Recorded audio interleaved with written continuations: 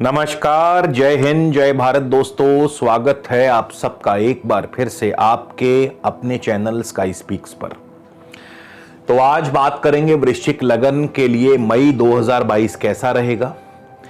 आपकी सेहत, आपका स्वास्थ्य, नौकरी, कारोबार, आपकी आर्थिक स्थिति, संतान, शिक्षा, इन सभी विषयों पर बारी बारी से चर्चा करेंगे। कौन सा ग्रह आपको क्या देगा, यानी किस ग्रह की दशा अंतरदशा में आपको कैसे फल प्राप्त होंगे, कौन सी ग्रह दशा आपको क्या फल देगी, शुभ फल देगी या अशुभ फल देगी, और इसके अलावा किस ग्रह दशा का क्या उपाय करना चाहिए, इस पर भी हम चर्चा करेंगे।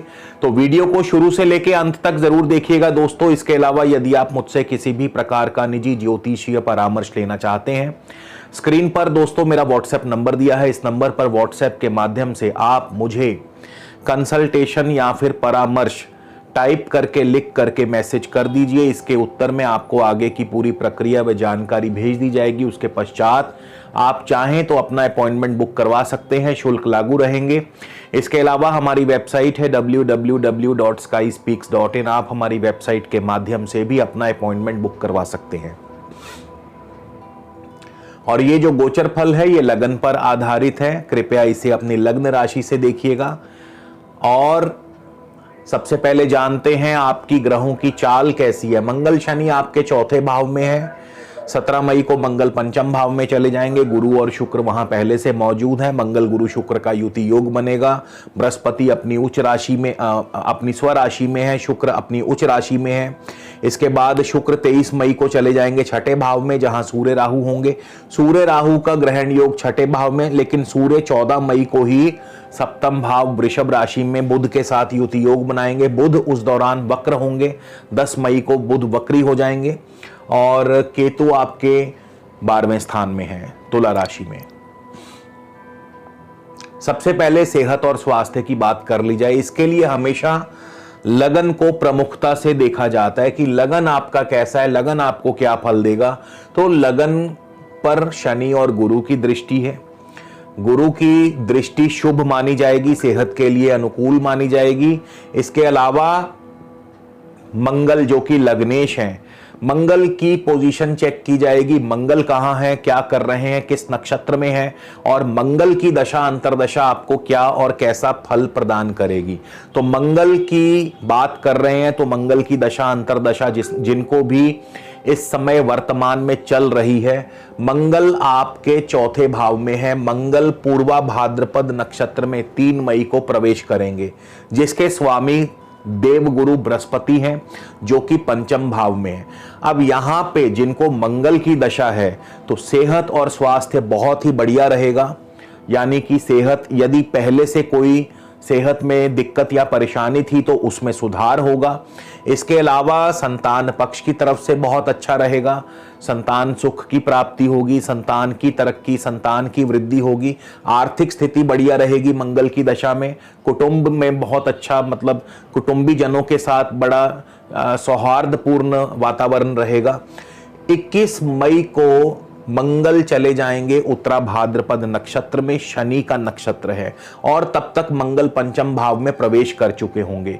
21 मई डेट नोट कर लीजिए। मंगल की दशा अंतरदशा जिनको चल रही है तो संतान की तरफ से चिंता और परेशानी को उजागर करते हैं। खास करके गर्भवती महिलाओं को बहुत ध्यान रखना होगा।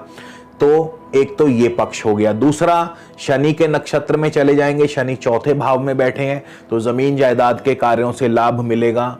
और इसके अलावा स्थान परिवर्तन भी हो सकता है, स्थान परिवर्तन के योग भी बनते नजर आते हैं। और इसके अलावा आपको वाहन आदि सुख की प्राप्ति, पढ़ाई में आपका प्रदर्शन अच्छा रहेगा। तो मंगल की जो दशा अंतरदशा है वो आपको इस प्रकार से फल देगी। आपके कारोबार की बात कर लें, कारोबारी स्थिति कैसी रहेगी, उसके लिए सूर्य को देखा जाएगा। देखिए, आपके दशम भाव पर मंगल और शनि की दृष्टि है, जो कि इस ओर इशारा करती है कि मंगल मेहनत से आपको डबल मेहनत करनी पड़ेगी। और शनि, क्योंकि शनि की दृष्टि है तो शनै शनै धीरे धीरे आपके कार्य संपन्न होंगे। लेकिन सूर्य की भी पोजीशन चेक करनी होगी, दशमेश सूर्य आपके क्या कर रहे हैं। तो दशम भाव के जिनको भी इस समय दशमेश सूर्य की दशा अंतरदशा चल रही है, उनको सूर्य कैसा फल देंगे। तो अगर आपको सूर्य की दशा अंतरदशा है तो सूर्य हालांकि उच्च के हैं, छठे भाव में है, दशमेश का छठे भाव में जाना उच्च राशि में बहुत ही अच्छा माना जाता है। लेकिन यहां पे अभी सूर्य स्टार्टिंग में उतना बढ़िया फल नहीं दे पाएंगे, क्योंकि सूर्य का राहु के साथ ग्रहण योग भी बना हुआ है। तो यहां पे सूर्य थोड़े से कमजोर पड़ जाते हैं। राहु के साथ ग्रहण योग में सूर्य का फल थोड़ा सा दूषित हो जाता है। तो नौकरी में, कारोबार में अभी धीमापन रहेगा, आपके सरकारी कार्य रुकेंगे, सरकारी कार्यों में बाधा आएगी। 1 मई को सूर्य भरणी यानी शुक्र के नक्षत्र में होंगे, और शुक्र जो हैं आपके पंचम भाव में है, शुक्र सप्तमेश हैं, द्वादशेश हैं। तो यहाँ पे कारोबार थोड़ा धीमा रहेगा, कारोबार में उतनी बढ़िया पोजीशन नहीं होगी, उतना लाभ नहीं मिल पाएगा। फिर 11 मई को सूर्य अपने ही नक्षत्र में आ जाएंगे, जो कि सूर्य का अपना नक्षत्र है। लेकिन 11 मई से लेके लगभग आप मान के चलिए कि 20-22 मई तक, 11 मई से 20-22 मई तक सूर्य भले ही अपने नक्षत्र में, किंतु राहु के साथ अंशात्मक युति योग होगा। तो यहाँ पे सूर्य फायदा तो करवाएंगे, ऐसा नहीं है कि फायदा नहीं होगा, लेकिन मनोवांछित फायदा नहीं होगा। कारोबार चलेगा लेकिन उतना बढ़िया से नहीं चलेगा, थोड़ा सा कहीं ना कहीं कुछ ना कुछ कमी रह जाएगी, कुछ ना कुछ लगेगा कि ठीक है चल रहा है, सामान्य है, लेकिन बहुत बढ़िया नहीं है। फिर सूर्य 25 मई को चले जाएंगे रोहिणी यानी चंद्रमा के नक्षत्र में। अब जिनका तो इंपोर्ट एक्सपोर्ट का कारोबार है उनके लिए तो बहुत बढ़िया है, आपका विदेशी कार्य संपन्न होगा, इंपोर्ट एक्सपोर्ट का कारोबार अच्छा चलेगा, राजनीति में आपका प्रदर्शन अच्छा रहेगा, सामाजिक क्षेत्रों में प्रदर्शन अच्छा रहेगा, पढ़ाई में आपका प्रदर्शन अच्छा रहेगा। लेकिन आम कारोबार के लिए स्थितियां अभी भी ज्यों की त्यों रहेंगी। हाँ, अगर चंद्रमा आपकी कुंडली में बहुत अच्छी स्थिति में है, शुभ स्थिति में है, केंद्र में है, अपनी उच्च राशि में है, त्रिकोण में है, तो बात अलग है, फिर आपका कारोबार अच्छा रहेगा। लेकिन अगर चंद्रमा की स्थिति भी बढ़िया नहीं है तो फिर यहां सूर्य की दशा रोहिणी नक्षत्र चंद्रमा के नक्षत्र में जाने के बाद भी ज्यादा शुभ फल आपको नहीं दे पाएगी। हालांकि चंद्रमा भाग्येश हैं, लेकिन फिर भी उतना बढ़िया फल नहीं दे पाएगी। तो सूर्य की दशा की हमने बात की, अब हम बात करेंगे नौकरी पेशा व्यक्तियों के लिए कैसा रहेगा। उसके लिए छठा भाव देखा जाता है नौकरी पेशा व्यक्तियों के लिए, और मंगल की स्थिति को देखा जाएगा। तो छठे भाव में जैसा कि सूर्य और राहु ग्रहण योग बना करके बैठे हैं, शनि की भी दृष्टि है और मंगल की भी। अब देखिए यहां पे जब हमने बात की थी लगन की, तो मंगल का फल और तरीके से था। यहां पे हम नौकरी की बात कर रहे हैं, नौकरी के पर्सपेक्टिव से देखा जाएगा तो मंगल जब तक गुरु के नक्षत्र में है, नौकरी में दिक्कतें पैदा होती रहेंगी, नौकरी में उतनी बढ़िया स्थिति नहीं रहेगी। एक तो ग्रहण योग आपको परेशान करेगा, दूसरा शनि की दृष्टि रहेगी, तीसरा मंगल गुरु के नक्षत्र में है। लेकिन फिर भी आपकी आर्थिक स्थिति पर इसका कोई असर नहीं पड़ेगा।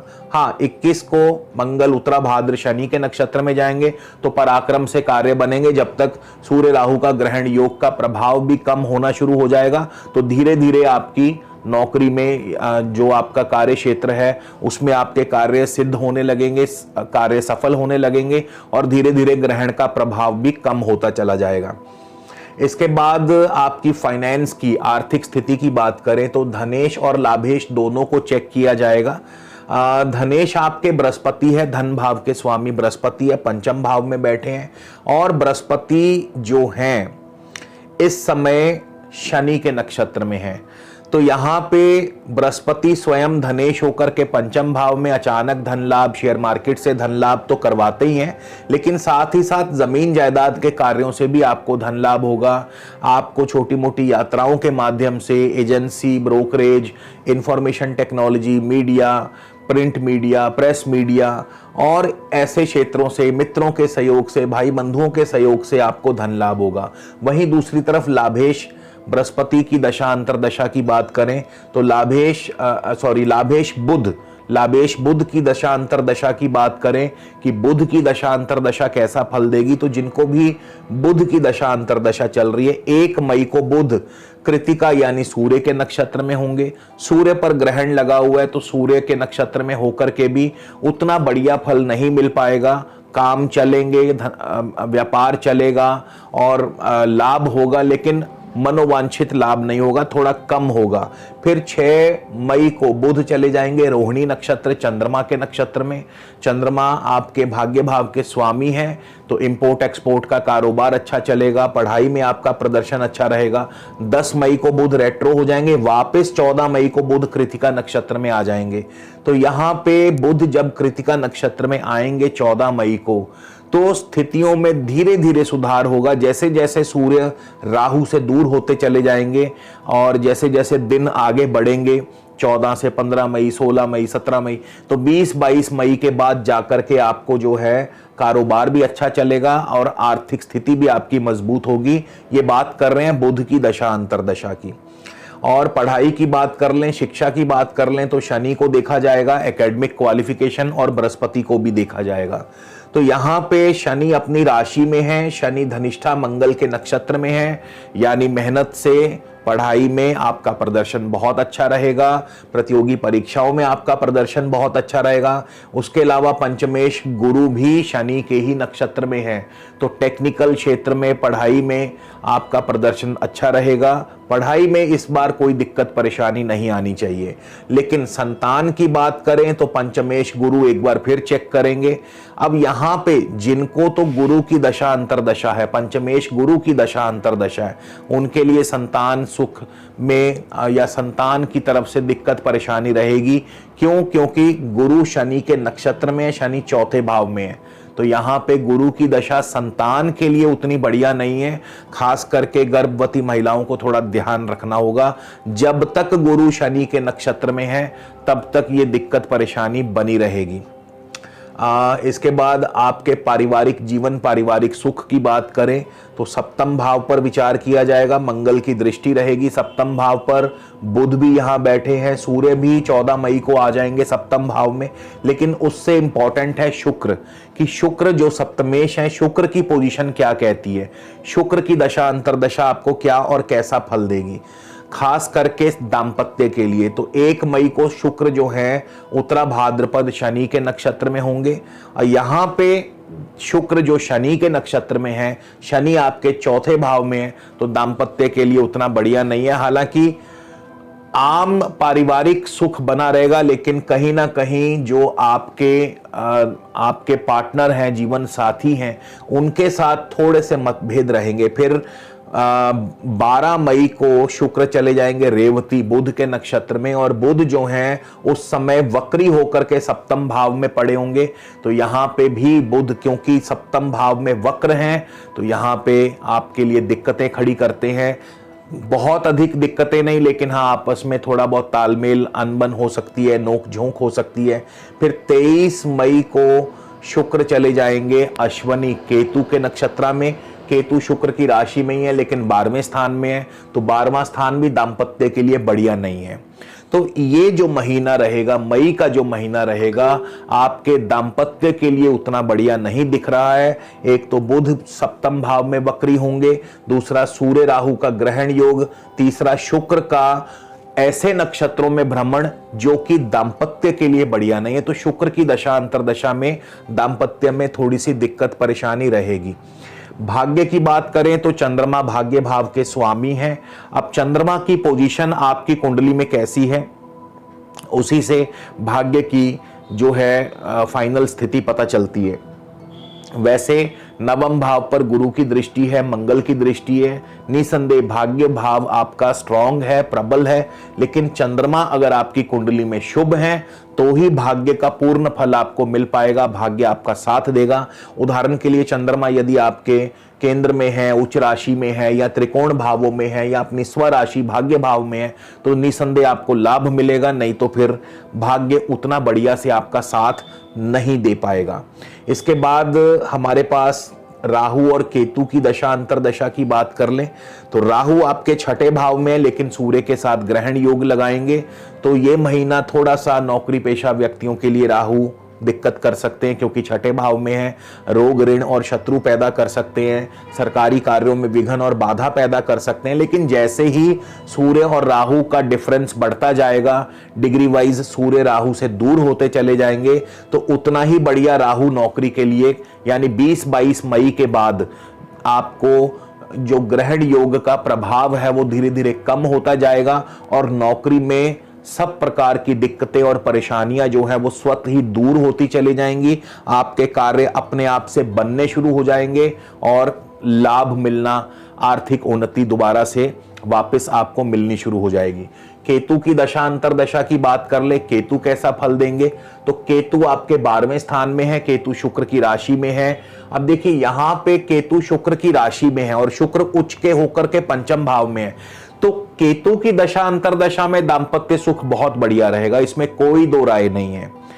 दशा अंतरदशा देखना बहुत जरूरी है और कौन सा ग्रह किसके नक्षत्र में चल रहा है ये देखना बहुत जरूरी है। तभी आपको एक ही लगन में पैदा हुए जातकों को तभी अलग अलग फल, भिन्न भिन्न प्रकार के फल मिलते हैं, क्योंकि सबकी दशा अंतरदशा भिन्न भिन्न होती है।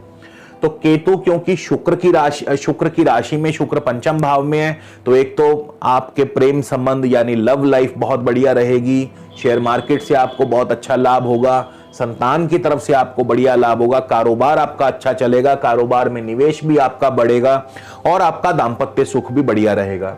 फिर केतु गुरु के ही नक्षत्र में भी हैं, तो गुरु भी यहाँ पे संतान की वृद्धि को दर्शाते हैं केतु के माध्यम से, केतु की दशा के माध्यम से, और संतान वृद्धि के साथ साथ आर्थिक संपन्नता को भी दर्शाते हैं। तो केतु की दशा अंतरदशा जिनके लिए चल रही है, भले ही केतु 12वें स्थान में हो, लेकिन यहाँ पे केतु का जो राशि स्वामी है और जो नक्षत्र स्वामी है वो दोनों ही बहुत बढ़िया पोजीशन में है। तो इसीलिए केतु की दशा अंतरदशा मई के महीने में आपको बहुत अच्छा फल देने वाली है। अब हम बात करेंगे उपाय कौन सा किया जाना चाहिए। तो देखिए सरल सी बात है, सूर्य राहु का छठे भाव में जब तक ग्रहण योग है तब तक ये परेशानी देता रहेगा, कई प्रकार से नौकरी में दिक्कत करेगा, शत्रु परेशान करेंगे, सरकारी कार्यों में बाधा और अड़चने आ सकती है। तो सूर्य राहु के ग्रहण योग को कम करने के लिए, इस प्रभाव को नील करने के लिए छोटी कन्याओं को, जो छोटी कन्याएं हैं, कंजके हैं, 9 वर्ष से कम उम्र की कन्याओं को आप मीठा भोजन खिलाएं या मीठा बांटें। तो जितना उनकी आप सेवा करेंगे, उनका आशीर्वाद लेंगे, उतना ही आपके लिए शुभ फल जो है शुभ फल की वृद्धि होगी और अशुभ फल कम होंगे। तो उम्मीद करता हूं दोस्तों आपको ये वीडियो जरूर पसंद आएगा। अगले वीडियो में आपसे फिर मुलाकात होगी, तब तक के लिए नमस्कार, जय हिंद, जय भारत।